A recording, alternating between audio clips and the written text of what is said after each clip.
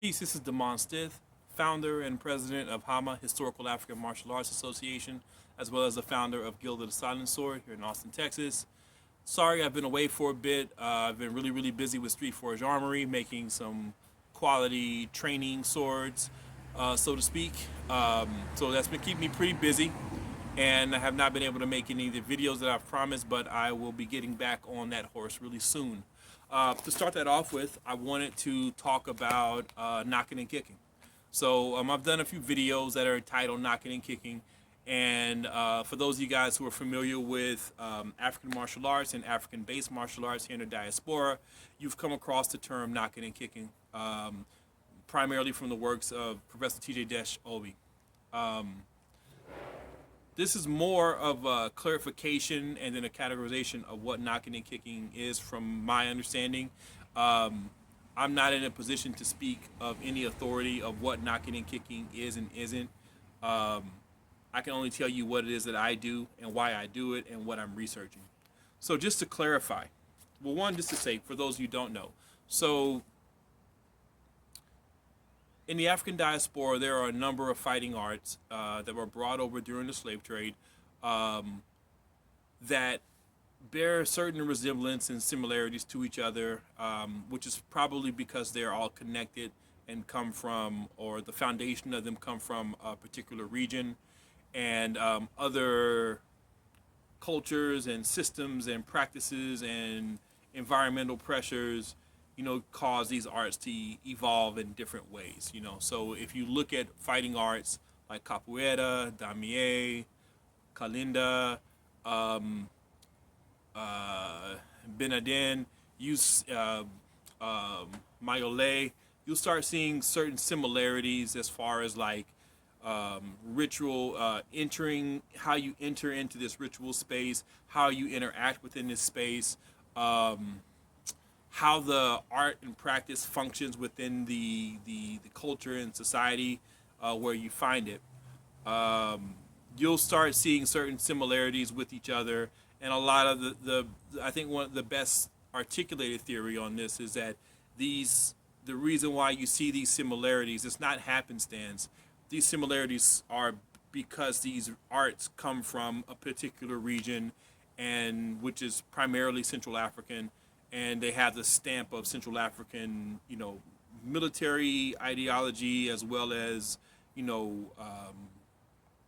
Central African cosmology and spiritual understanding of the world. So you have, this is why these things kind of bear these commonalities. Now, it's not saying that there weren't other influences that have affected and changed or been adapted or integrated into these art forms, but the base foundation of it appears to be Central African. So, and these are not the only arts that are found in the African diaspora that bear similarities. Those are just the ones I just kind of threw off on top of my head. Going back to the subject of knocking and kicking, in North America, there was a fighting art that was practiced that has been referred to as knocking and kicking. It was practiced primarily in the Carolinas, and it was connected with the ring shouts, rituals of the Geechee and Gullah people of the Carolinas.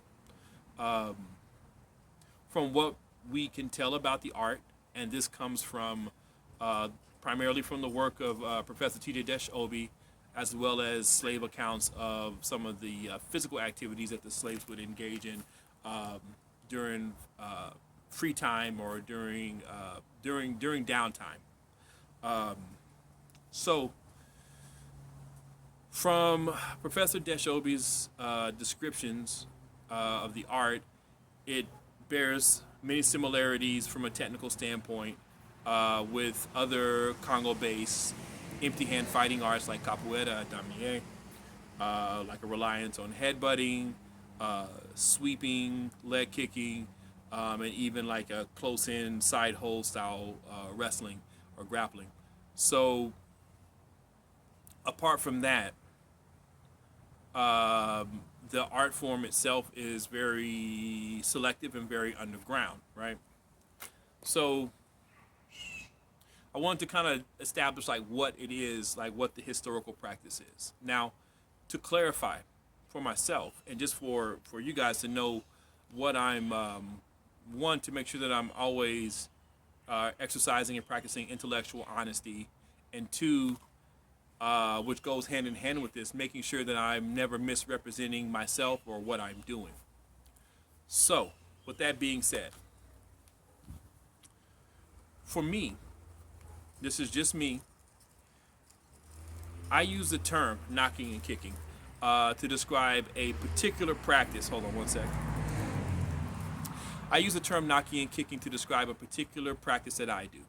And what that practice is if I were to say what my empty hand fighting style was, it would be a combination primarily of like kicking, headbutting, leg sweeps, and overall body movements that come from capoeira, along with dirty boxing that comes primarily from 52, as well as the various different wrestling styles that I've picked up that are Pan-African in a sense, and thrown into this blender. It would be like my personal form of combat without having a weapon. So I refer to this for myself as knocking and kicking, just because one, I'm of African descent here in North America, and since knocking and kicking is either extinct or extremely underground, this is my way of paying homage to that that fighting art that was created or that was evolved and developed here. I'm in no way, shape, or form saying that what I am doing is the traditional knocking and kicking that was practiced in during the times of slavery. I'm not saying that at all. I am actively researching what our combat traditions were here in North America, and I'll talk about that in a little bit, but I just wanted to be very clear, and I think that I am clear with my videos, that I make sure that I'm saying this is a blend. I'm blending capoeira and 52 and some other stuff, and this is my expression. This is what I'm calling knocking and kicking. It's not the knocking and kicking as practiced during slavery or even after slavery. Okay, just to be clear. I'm quite aware that the knocking and kicking would have been a lot closer as far as like its fight technology to capoeira, in the sense of, again, headbutting, leg sweeps, side body throws, and things of that nature. Adding 52 into it, which knocking and kicking was not necessarily a heavy boxing form, but we do know that the slaves did practice boxing and wrestling and headbutting games, and in some cases stick fighting. Just wanted to clarify that, and to make sure that I'm being clear and forthright with that. So as far as like our combat traditions here in North America, well, of course we have knocking and kicking, in which again, extremely underground, and if there are glimpses of it, it probably exists in a very scattered or dispersed communities, and it probably doesn't express itself as like a one complete art, but maybe it comes out in, techniques or movements that are seen and that are retained through personal fighting arts or through dances or other practices or rituals. But that's something that we'd have to research and do field research, in particular in those areas, to know for certain. Now, Professor Desh Obi speaks of another tradition that was emerging here in North America, which combined Western style striking with Central African style defenses, and he refers to it as cutting. And I believe that the practice of cutting is probably like the predecessors to our modern black vernacular style boxing, which would be 52 in New York, or whatever regional boxing styles that are practiced in the black community probably descend from the art of cutting. Again, the blending of I was about to say West African, and then probably West African, I don't know, but the blending of Western boxing with Central African style defense, and a defensive understanding. So again, just to clarify that what we're doing or what I'm doing is one, I've named, I've given a name to a practice that I do for myself. Again, as a person of African descent, as an American of African descent here, um, if you were to ask my fighting style, I would say knocking and kicking. And what that means to me is rough and tumble applied capoeira, blended with 52 blocks, blended with West African wrestling, and totally, you know, existing for my pleasure and for my expression. Simple and plain. At the same time, there were fighting arts, and there still are fighting arts that were practiced here before the advent of 52 blocks. And that's just only one manifestation of a really large tradition.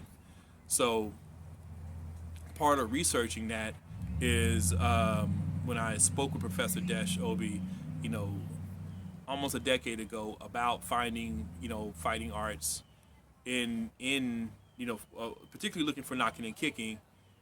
His advice to me was to look in my own community, to look in my own area, and ask those questions to see what people practice and what people did.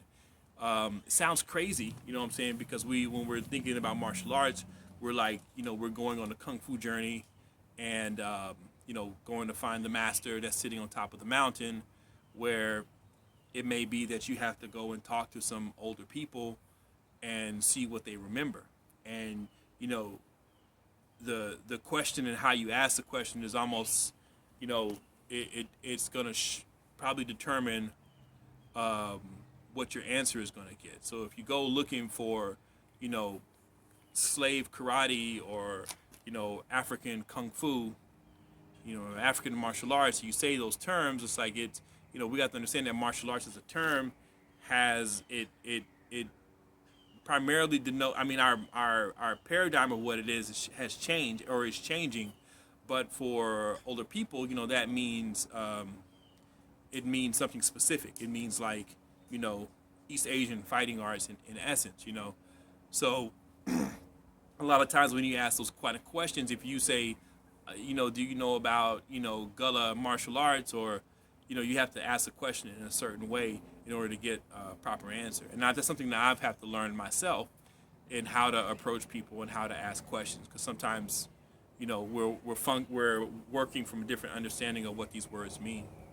Um, Anyhow, so many kids in my neighborhood and in my community, we used to slap box. And I know that it's like a silly thing. It's seen as a silly thing for people to do, and kids get in trouble for slap boxing. But when you connect the idea that slap boxing, as practiced in Central Africa, Kandeka, was a ritual or a fight that was practiced by younger boys before the actual ritual of Angola, which, you know, was possibly a predecessor to capoeira. It all of a sudden it brings a greater import to these activities that these kids are doing, you know. And of course, don't want to watch kids slap each other around and stuff, but there's something there within that practice that they're trying to unknowingly continue, and there may be some essence and understanding that can be gleaned from like looking at our tradition of slap boxing. It's something as simple as that, you know, to help us better understand, you know, what these fighting arts were, like where this practice came from. Was it just something that boys created to do to kind of goof off, or is there something a little deeper to this? Anyways, so yeah, guys. Thank you all for bearing with me during this. I don't know if I would call it a rant, but just kind of wanted to clear the air and open the subject for discussion, and also again just to kind of just trying to practice as much